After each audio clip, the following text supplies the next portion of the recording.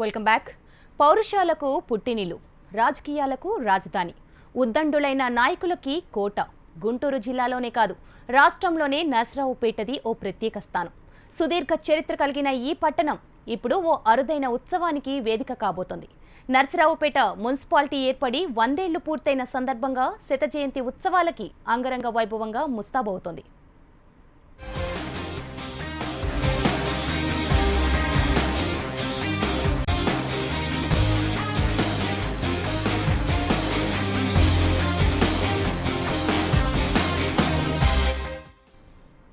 ఒకప్పటి నర్సరావుపేట నేడు నరసింహరావుపేటగా అయింది. దాదాపు 3 శతాబ్దాల చరిత్ర ఉన్న నర్సరావుపేటకి అసలు ఆ పేరు ఎందుకు వచ్చింది?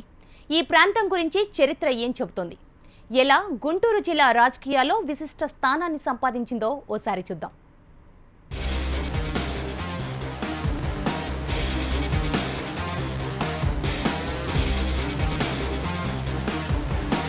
నరసరావుపేట అసలు పేరు నరసింహరావుపేట. కాలక్రమేణా ప్రజల నానుడిలో నరసరావుపేటగా ఇది స్థిరపడింది. ఆంధ్రప్రదేశ్లోని అత్యంత పురాతన సంస్థానాల్లో నరసరావుపేట కూడా ఒకటి. 17వ శతాబ్దంలో ఈ ప్రాంతాన్ని మల్రాజు వంశీయులు పరిపాలించేవారు. వినుకొండ ప్రధాన రాజధానిగా, బెల్లంకొండని ఉప రాజధానిగా చేసుకుని పలనాడు ప్రాంతాన్ని పరిపాలించేవారు. అయితే వినుకొండని రాజధానిగా చేసుకుని బెల్లంకొండ వరకు పరిపాలన సాగించడం కష్టంగా ఉండడంతో అప్పటి సంస్థానాధీశుడు మల్రాజు వెంకట గుండారావు రెండింటి మధ్య కొత్త కోట నిర్మాణాన్ని చేపట్టారు. అలా 1797లో కోట నిర్మించి దానికి తన తండ్రి పేరుతో నరసింహరావు కోటగా నామకరణం చేశారు.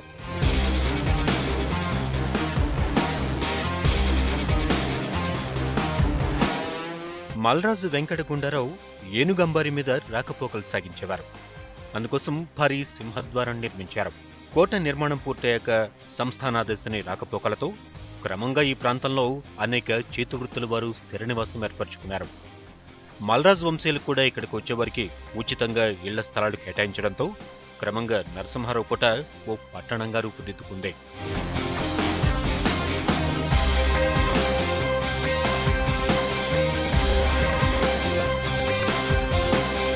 పెరుగుతున్న పట్టణంతో పాటే అనేక ప్రజాహిత కార్యక్రమాలు నిర్వహించారు మల్రాజు వంశీయులు.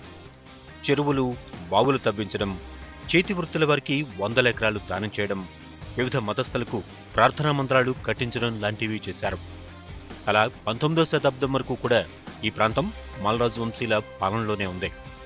అప్పట్లో మల్రాజు వంశీయులు సంవత్సరానికి 2,89,734 పగోడాలు, అంటే దాదాపుగా 12 లక్షల రూపాయలను ఆంగ్లేయులకు కప్పం కట్టేవారట.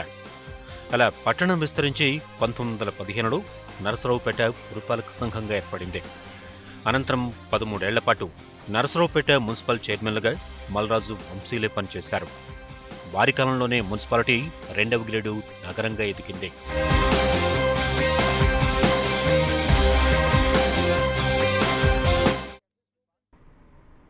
ఇక ఆంధ్ర రాష్ట్రం ఏర్పడిన నాటి నుంచి రాష్ట్ర రాజకీయాల్లో నర్సరావుపేటకి విశిష్ట స్థానం ఉంది. ఇక్కడి నుంచి ఎమ్మెల్యేలుగా గెలిచిన వారు రాజకీయాల్లో అత్యున్నత పదవులని అలంకరించారు. నియోజకవర్గంలోనే కాకుండా రాష్ట్ర రాజకీయాల్లోనే విశిష్ట గుర్తింపు పొందారు. ఆంధ్ర రాష్ట్రానికి మొట్టమొదటి స్పీకర్ని, ఓ ముఖ్యమంత్రిని అందించింది నర్సరావుపేట.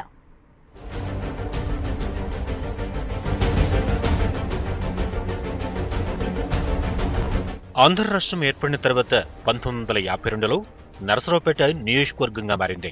52 ఎన్నికల్లో కేఎంపీ పార్టీ తరపున పోటీ చేసి గెలుపొందిన నల్లపాటి వెంకటరామయ్య చౌదరి ఆంధ్ర రాష్ట్రానికి తొలి స్పీకర్గా వ్యవహరించారు. అలా ఆంధ్ర రాష్ట్రానికి తొలి స్పీకర్ని అందించిన నియోజకవర్గంగా చరిత్రలో సుస్థిర స్థానం సంపాదించింది నరసరావుపేట. ఇక ఆ తర్వాత ఇక్కడి నుంచి గెలుపొందిన కాసు బ్రహ్మానందరెడ్డి ఉమ్మడి ఆంధ్రప్రదేశ్కి 3వ ముఖ్యమంత్రిగా బాధ్యతలు చేపట్టారు. ఆధునిక రాజకీయాల్లో నరసరావుపేటకి ఓ విశిష్ట గుర్తింపు తీసుకురావడంలో కాసు బ్రహ్మానందరెడ్డిది ప్రముఖమైన పాత్ర. ఇక్కడి నుంచి గెలిచిన తర్వాత ఆయన ముఖ్యమంత్రి అవడమే కాకుండా సుదీర్ఘకాలం పాటు ఆ పదవిలో కొనసాగారు. చంద్రబాబు నాయుడు తర్వాత ఎక్కువ కాలం ఆంధ్రప్రదేశ్కి ముఖ్యమంత్రిగా ఉన్నది బ్రహ్మానందరెడ్డే. బ్రహ్మానందరెడ్డి ముఖ్యమంత్రిగానే కాకుండా కాంగ్రెస్ పార్టీలో సైతం చక్రం తిప్పి దేశ రాజకీయాల్లోనే విశిష్టమైన గుర్తింపును పొందారు. ఏఐసిసి అధ్యక్షుడిగా, కేంద్ర మంత్రిగా అనేక పదవులు నిర్వహించారు. ఇందిరాగాంధీతో విభేదించి రెడ్డి కాంగ్రెస్ ఏర్పాటు చేయడం అప్పట్లో దేశీయ రాజకీయాల్లోనే పెను సంచలనం. అలా కాసు బ్రహ్మానందరెడ్డి వల్ల నరసరావుపేటకు కూడా దేశంలోనే ఓ విశిష్ట గుర్తింపును సంపాదించుకుంది. ఇక 1983లో తెలుగుదేశం పార్టీ ఆవిర్భావం తర్వాత ఇక్కడి నుంచి గెలుపొందిన కోడెల శివప్రసాద్ కూడా రాష్ట్ర రాజకీయాలపై చెరగని ముద్రను వేశారు. వరుసగా 5 సార్లు ఇక్కడి నుంచి విజయం సాధించి తిరుగులేని నేతగా ఎదిగారు.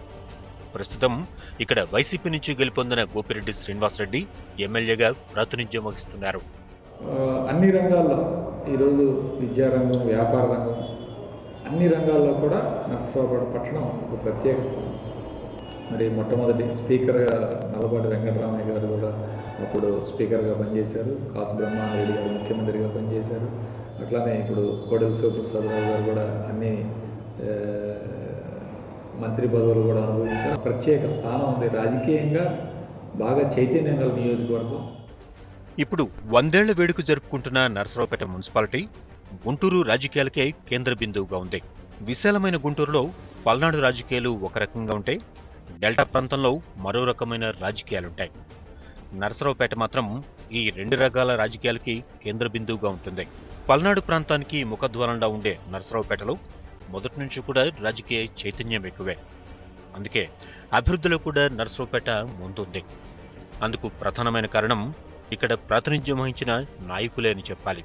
మల్రాజు వంశీయుల నుంచి గోపిరెడ్డి వరకు అందరూ నరసరావుపేట అభివృద్ధికి కృషి చేసిన వారే. స్వాతంత్రం వచ్చిన నాటి నుంచి ఈ ప్రాంతం పల్నాడు వాసులకు మెడికల్, ఎడ్యుకేషనల్ హబ్గా ఉండేది. ఇక్కడ ఎస్ఎస్ఎన్ కాలేజీలో సీటు కోసం అప్పట్లో విపరీతమైన పోటీ ఉండేది. ఎంతో మంది ఈ కాలేజీలో చదువుకొని ఉన్నత శిఖరాలకు చేరుకున్నారు. ప్రస్తుతం మారిన పరిస్థితుల నేపథ్యంలో గుంటూరు జిల్లాలో నరసరావుపేట ప్రాముఖ్యత మరింతగా పెరిగింది. నరసరావుపేట కేంద్రంగా పల్నాడు ప్రాంతాన్ని ప్రత్యేక జిల్లాగా ఏర్పాటు చేయాలని ఎప్పటి నుంచో ఉన్న డిమాండ్ రాష్ట్ర విభజన నేపథ్యంలో తిరిగి ఊపందుకుంటోంది. దాంతోపాటుగా చాలా కాలంగా పెండింగ్లో ఉన్న జేఎన్టీయూ ఏర్పాటు, ప్రభుత్వ సూపర్ స్పెషాలిటీ వైద్యశాల లాంటి డిమాండ్లు కూడా తాజాగా తెర మీదకు వస్తున్నాయి.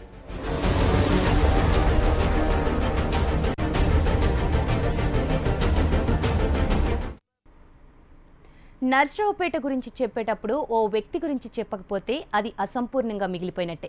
ఆయనే నవ్యాంధ్ర తొలి స్పీకర్ డాక్టర్ కోడెల శివప్రసాద్. ఆయన రాజకీయ అరంగేటమే ఓ సంచలనం కాగా, ఫ్యాక్షన్ గొడవలతో కునారిల్లుతున్న నరసరావుపేటని అభివృద్ధిలో పరుగులు పెట్టించిన ఘనత ఆయనకే చెందుతుంది. 1983 నుంచి 5 సార్లు వరుసగా నెగ్గిన కోడెల నరసరావుపేట జీవన చిత్రాన్ని సమూలంగా మార్చేశారు.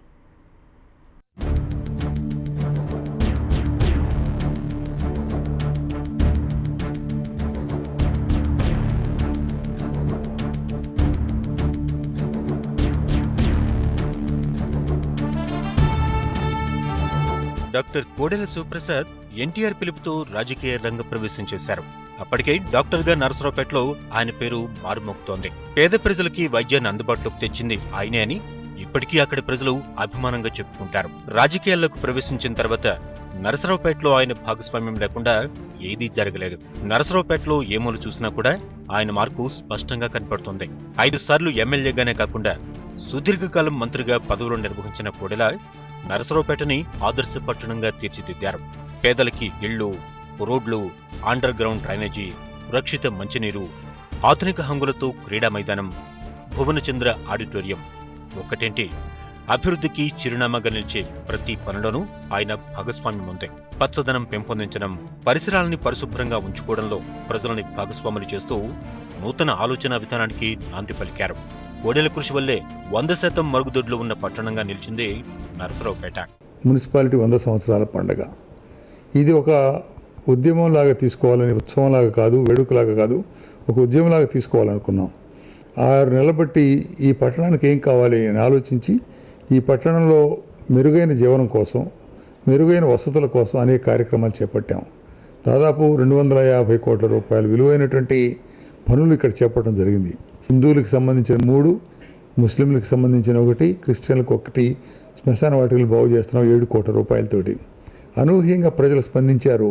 ఇప్పుడు నరసరావుపేట మున్సిపాలిటీ 100 ఏళ్ల వేడుకను కూడా ఓ అభివృద్ధి ఉద్యమంలా ముందుకు తీసుకెళ్తున్నారు. 250 కోట్ల రూపాయల నిధులతో పట్టణంలో వివిధ అభివృద్ధి కార్యక్రమాలను చేపట్టారు. ప్రస్తుతం సత్తెనపల్లి నియోజకవర్గం నుంచి ప్రాతినిధ్యం వహిస్తున్నా కూడా నరసరావుపేట మీద ఉన్న ప్రేమతో శతాబ్ది ఉత్సవాల నిర్వహణ బాధ్యతల్ని భుజాన వేసుకున్నారు. ఈ రోజున ప్రజల్లో ఒక కొత్త ఆలోచన రేకెత్తించాం. మనకు అవసరమైన పనులు కేవలం ప్రభుత్వమే కాదు, మనం కూడా భాగస్వాములు కావచ్చనే ఆలోచన. సత్తెనపల్లి నియోజకవర్గంలో అయితే 147 శ్మశాన వాటికలను తీసుకున్నాం అన్నమాట. ఆ విధంగా అభివృద్ధి కార్యక్రమాలు మరి పట్టణానికి సంబంధించినటువంటి పార్కులు కానీ, మార్కెట్లు కానీ, పార్కింగ్ ఏరియాస్ కానీ, పబ్లిక్ టాయిలెట్స్ కానీ అనేక వనరులు ఈ పట్టణంలో ఏర్పాటు చేయడం, రోడ్డు వైశాల్యం చేయడం అన్నీ కూడా చేయడం జరిగింది.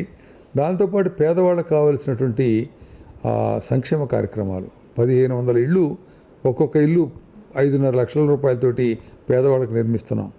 యాదృచ్ఛికమైన కూడా ఆంధ్ర రాష్ట్రానికి తొలి స్పీకర్ నల్లపాటి వెంకటరామయ్య చౌదరి నరసరావుపేట నుంచి ప్రాతినిధ్యం వహిస్తే నవ్యాంధ్ర తొలి స్పీకర్గా బాధ్యతలు నిర్వహిస్తున్న కోడెలు కూడా నరసరావుపేటకి చెందినవాడే కావడం విశేషం.